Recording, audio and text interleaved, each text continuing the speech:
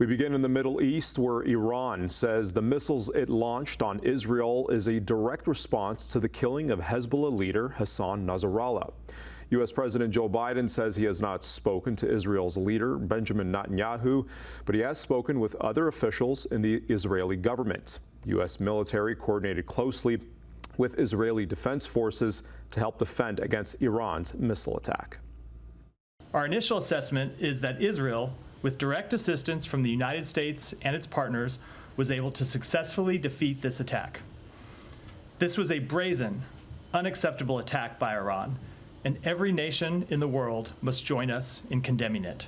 This is something we've been following very closely for a while, based on the threats of retaliation by Iran. And so we've been closely consulting with Israel for a while now to be prepared in the eventuality. And as today demonstrated, we were prepared and we were able to successfully work alongside Israel to defend them from this attack.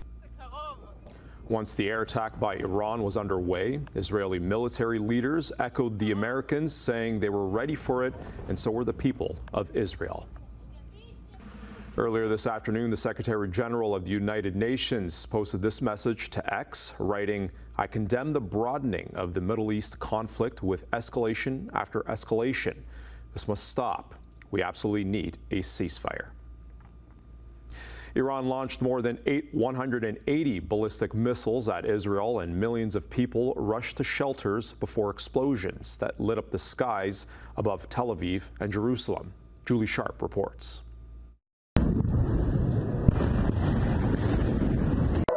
Sirens could be heard and dozens of missiles can be seen in this video of missiles being launched toward Tel Aviv. Israel's defense forces said it was able to intercept many of the missiles while others landed on the ground. During a meeting today, Foreign Affairs Minister Melanie Joly condemned Iran's attack.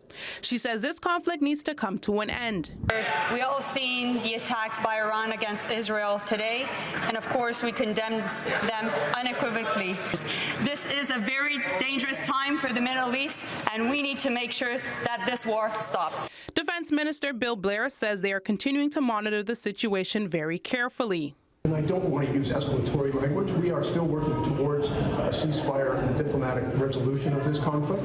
Ahead of the attack, U.S. President Joe Biden and Vice President Kamala Harris had a meeting to discuss the expected ballistic missile attack. Biden posted on X, the United States is prepared to help defend against these attacks. A professor from the University of Toronto says Canada should stop supporting international terrorism. We are a member of NATO. We are supporting Ukraine. Iran is helping Vladimir Putin in every possible way.